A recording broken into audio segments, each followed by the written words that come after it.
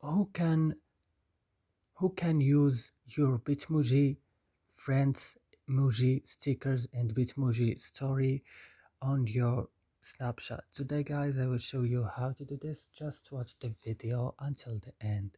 You go first and you open a Snapchat.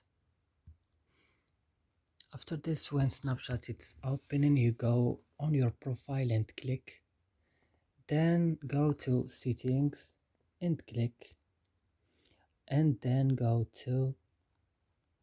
you go down, go to privacy control, and you click at use my Bitmoji avatar. So here you can choose who can use your Bitmoji avatar. For example, your friends or just only you, and that's it. That's it guys. I hope this video is helpful for you. Don't forget to like and subscribe in our channel, and see you next video.